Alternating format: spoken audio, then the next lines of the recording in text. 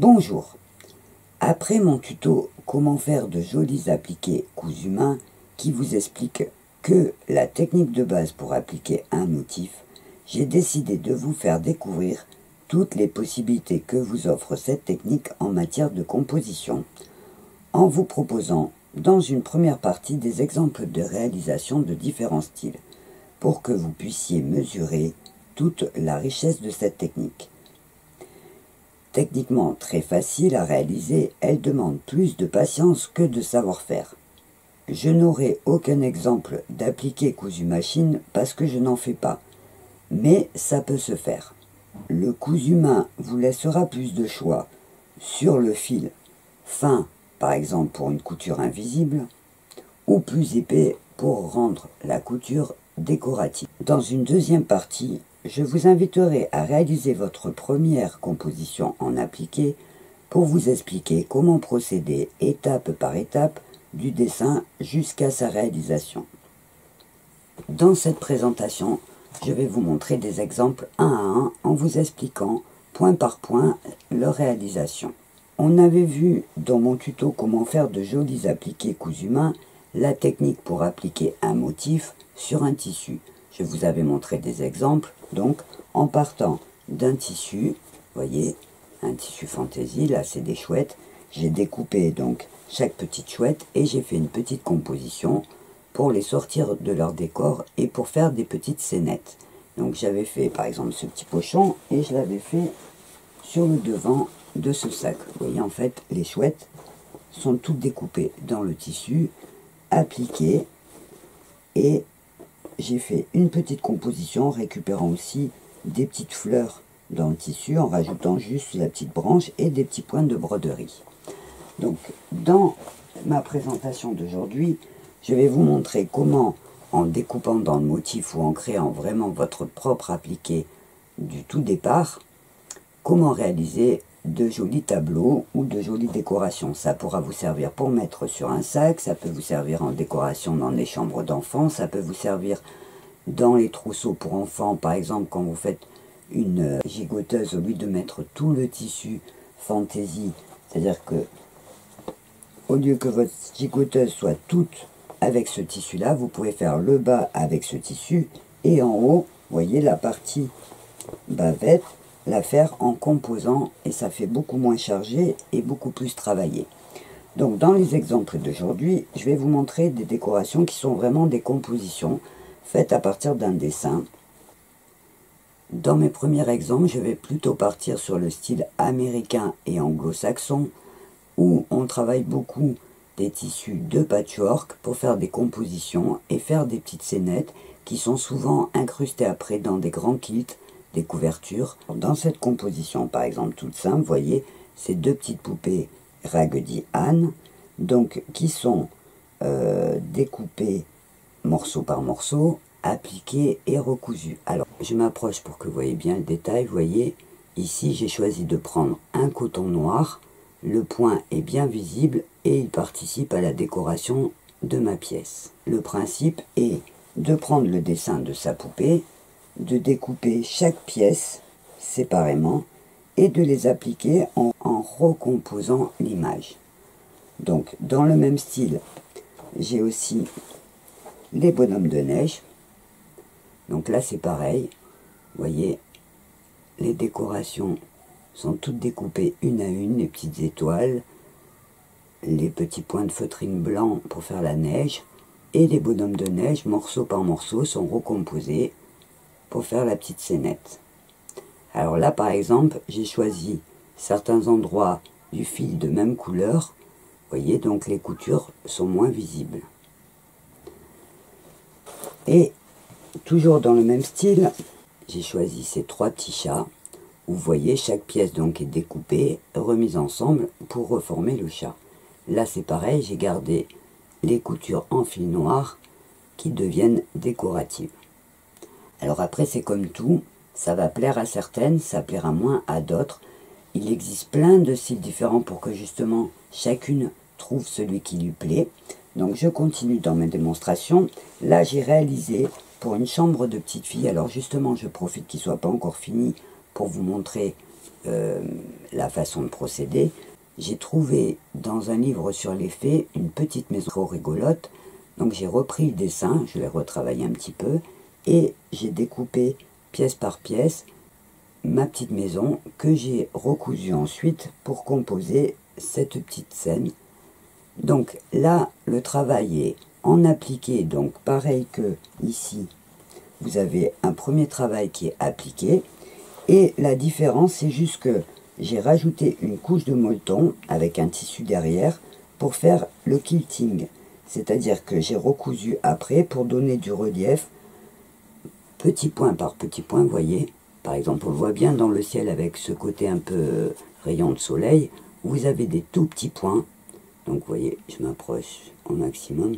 Vous avez des tout petits points qui permettent de faire du relief à la composition. Donc voilà, là j'ai rajouté des perles, des points de broderie. Après voilà, il y a des embellissements à faire qui vont permettre de bien finir un travail. Donc là par exemple, pour mon petit panneau, il va falloir maintenant que je mette une petite bordure pour encadrer, et on pourra le pendre en décoration dans une chambre par exemple de petite fille. Alors j'ai fait le thème de la maison de la fée parce que le modèle m'a plu, mais vous pourrez évidemment faire tout autre modèle, que ce soit des compositions que vous dessinerez vous ou des modèles que vous pouvez trouver sur internet à partir du moment où vous ne le faites pas pour le vendre. Et pour finir, je vais vous montrer donc mes compositions que je suis en train de réaliser, qui est un petit peu à l'arrêt, mais sur lequel j'ai travaillé depuis un petit moment. Donc c'est pour faire un livre textile sur les maisons du monde. Donc j'ai pris des pièces rondes, parce que c'est rare de voir des livres en rond, et j'ai appliqué, donc vous voyez, bout par bout. Donc je vous laisse regarder de près, vous voyez, les petites pièces. En fait, chaque maison est découpée dans un tissu de différentes couleurs, et donc sont appliquées au point de feston avec du fil noir pour qu'on voie bien la couture qui devient donc décorative. Au milieu, j'ai découpé des lettres et j'ai appliqué pareil au point de feston. Donc, point par point, on va regarder. Donc, j'ai fait la graisse. Alors, vous voyez, l'interprétation après va dépendre du goût de chacune. Il y en a qui aiment des choses naïves. Moi, j'aime tout ce qui est figuratif. Donc là, j'ai découpé toutes mes petites pièces pour faire mon dessin et je les ai reposées une par une en les cousant pour faire ma composition. Alors, sur ces tableaux, j'ai rajouté des petits appliqués.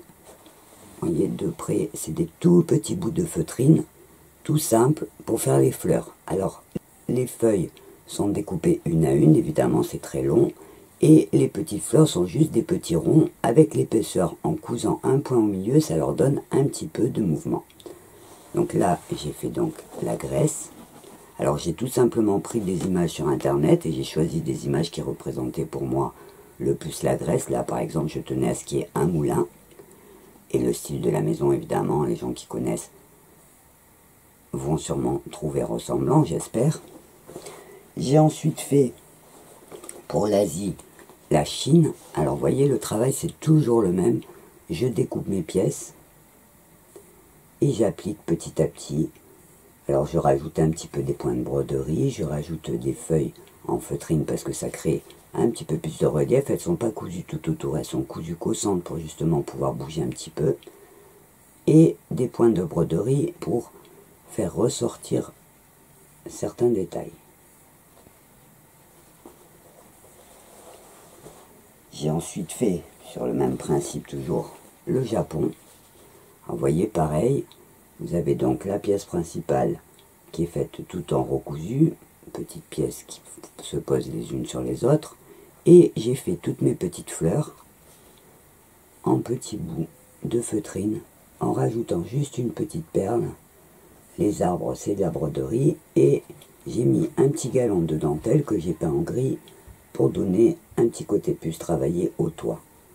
Voilà, donc le Japon. Ensuite, j'ai fait la Mongolie. Alors, vous voyez, dans les compositions, j'essaye de faire ressortir le style. Au Japon, il y a beaucoup de détails. Vous voyez la différence? Au Japon, c'est, on va dire, chargé, parce qu'il y a beaucoup de détails. Les arbres en fleurs, la petite dame avec le kimono qui a des couleurs, le soleil couchant. Alors qu'en Mongolie, on s'imagine un paysage beaucoup plus sauvage. Donc là, j'ai fait la yourte. L'herbe, c'est un tissu qui est imprimé comme ça. J'ai fait l'eau et l'aigle. Voilà. Donc pour essayer de faire ressortir l'ambiance. Ensuite, j'ai choisi l'Albanie. Donc l'Albanie avec la roulotte et la gitane.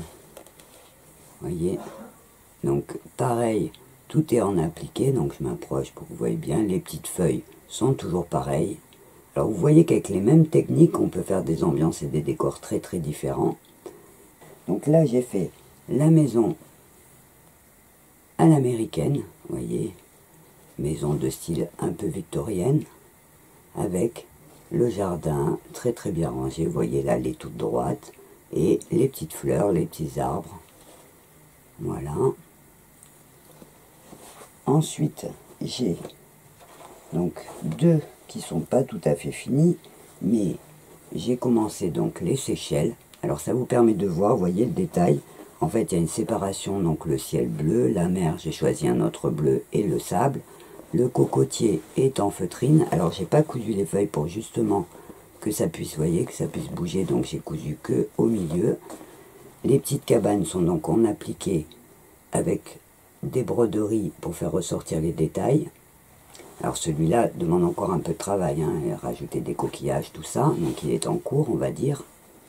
Et pareil, cette petite maison donc en Inde.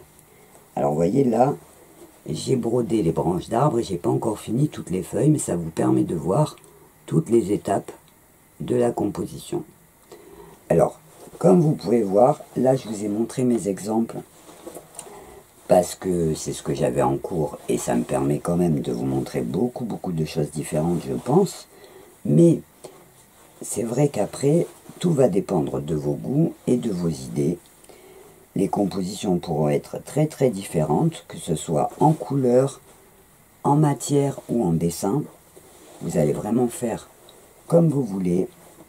Pour finir cette présentation avec un style encore différent, je vais vous montrer ce petit livre donc qui s'appelle « Dans mon jardin il y a » où par appliqué, j'ai réalisé des petites maisons d'oiseaux, des fleurs. Donc toujours dans le même principe, on découpe les pièces et on les recoue pour composer sa petite scène. Donc je vous montre la première page. Vous voyez, en bas je mets des petites histoires. Et donc voilà, à chaque fois vous avez des oiseaux, des fleurs. Alors je vous l'approche pour que vous voyez les détails. C'est un système très simple. Donc là j'ai rajouté des fleurs en broderie, comme là l'iris il est brodé, mais sinon les maisons, les oiseaux, les cœurs et certaines fleurs sont toutes faites en appliqué. Vous voyez, suivant les couleurs et suivant les thèmes qu'on travaille, on peut faire de très très jolies choses. Voilà. Alors après, j'ai rajouté, voilà, je le fais souvent, une petite citation derrière mon livre que j'ai trouvé très joli. Et voilà donc un dernier petit exemple de tout ce qu'on peut faire. Alors le principe important, c'est qu'il faut bien se dire qu'on travaille par couche.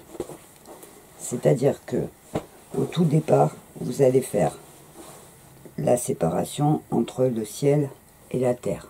Donc on va placer le tissu vert. Tout sera uni. Donc vous aurez le beige, le vert et le bleu. Et puis petit à petit, vous allez ajouter la maison. Ensuite, vous allez ajouter par exemple la poupée. Et en fait, c'est couche par couche que vous allez rajouter les détails. Alors évidemment, quand on le voit comme ça fini, on se dit que c'est beaucoup de travail. Et on a l'impression que c'est très difficile. En fait, les techniques de base sont faciles, que ce soit la broderie ou les appliqués. Et c'est l'ensemble et la composition qui va faire que la pièce sera très travaillée et donc jolie à regarder. Quand vous voyez un appliqué, il faut prendre l'habitude de regarder en détail et de savoir qu'est-ce qui a été fait en premier. Donc on pose le décor et petit à petit on rajoute par couches successives. Voilà, J'espère que cette petite présentation vous permettra de bien comprendre toutes les possibilités que ça peut vous offrir en matière de création. Je précise avant de vous quitter qu'il n'est pas obligatoire de savoir dessiner. Il vous suffit de savoir utiliser un ciseau et de coudre à petits points pour pouvoir réaliser de très jolies compositions. Je vous donne donc rendez-vous dans la deuxième partie de ce tuto pour passer à la pratique. Alors je vous dis à bientôt.